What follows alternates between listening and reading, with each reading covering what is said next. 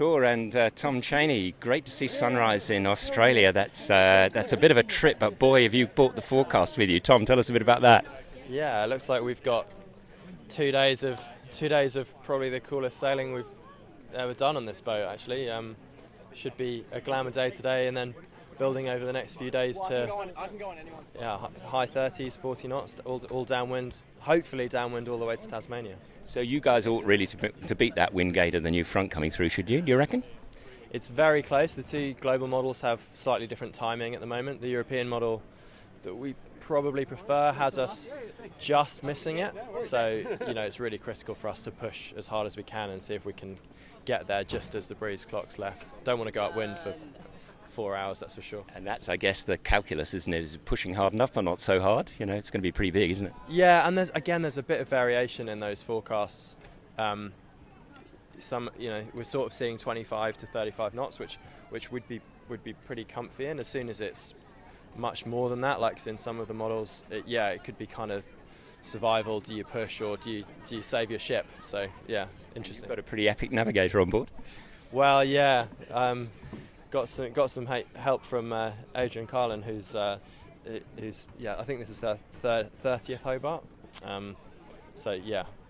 Awesome to be down here with a bit of local knowledge. It's probably the thing we were worried about, to be honest. So I was going to say, I'm sure that's going to be massive as well. So Tor, you're holding something interesting here.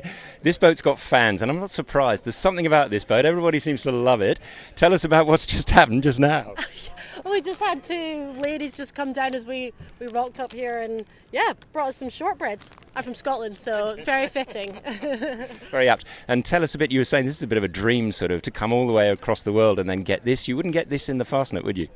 Yeah, I know. This forecast is what everyone goes sailing for, really, isn't it?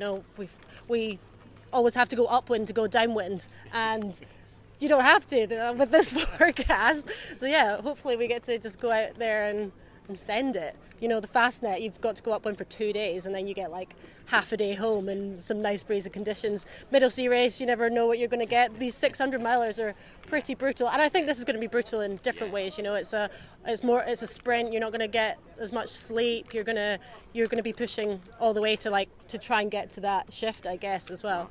Mark Bradford from the 100-footer Blackjack said yesterday that tomorrow evening is what's called the zombie apocalypse, when everyone's completely exhausted and you've still got to push. So it's going to be interesting. Now, you're from North Sails, am I right?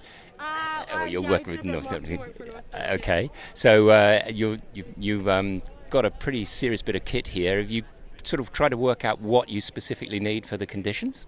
So we've been having big sales discussions over the past 24, 48 hours. We've just got a full new North wardrobe, soft sails and upwind sails. But it's been really hard to make the call because, we don't know what we're going to get once we get to the Derwent. But that being said, jibs, for example, we've got 4 really, really nice jibs, but for the percentage of the race, we're not going to have them up for that long. But we don't know which jib it's going to be. We could be ghosting up the Derwent, or we could be, 25 knots. At the minute, I think the latest forecast says we're downwind going up the Derwent. So, if that happens, then... Well, your chief issue is to miss the close down. That is just so frustrating. So many races have been won and lost there. And I've certainly sat in the Derwent there in some pretty awful stuff when you watch your handicap disappear. So I guess for you guys, you're just hoping there's some breeze there as well. Yes, Tom?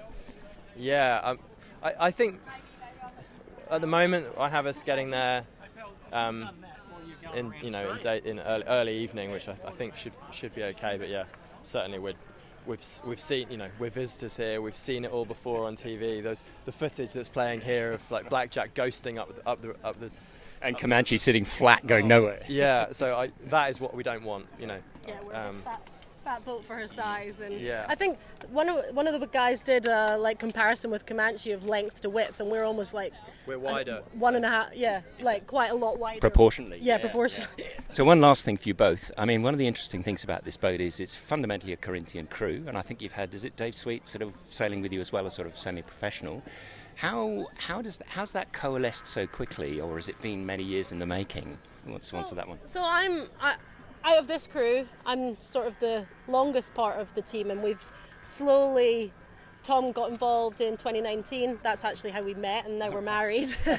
And then, slowly, we've got a core of like 5 or 6, and then obviously Adrian's joining us for the race because we had a last-minute dropout because she was delivering a boat back from the route to Rum from Guadeloupe, and Bex as well. So, it's been a slow build-up, and most of us started as I'm still an amateur, but Tom's a professional now, but he wasn't 3 or 4 years ago. I mean, he's done a couple of America's Cups, but as a software engineer, not as a sailor.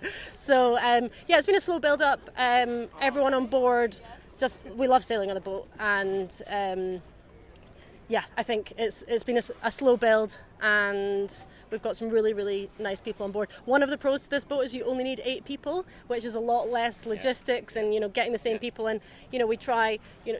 George and Bex came down early and got the boat ready while everyone else is working and coming down last minute. So we're only down for a couple of weeks, and then we'll have to fly home and go back to work, unfortunately. But it's all back to normality. But it's vindication, I think, that just sort of hard work and the right advice and the right bits of tips and so on. There's no reason a good Corinthian crew can't do really well, and you're at the top of the game here, yeah? Yeah, I mean, and I think we keep going and doing cool stuff, and that's what keeps everyone together as well. If you're not being paid to go sailing, then you need something a thirst for it. And we obviously ticked off a few big races, and this was a dream for everyone. And actually, I've grown up staying up until 2:00 in the morning in the UK watching the start, and you kind of think, oh, maybe one day. But it happened a bit sooner than we thought, didn't it? Tom just said one day, I think we should just send a boat to Hobart, and we were like, why not? Okay, let's do it. Well, that's great.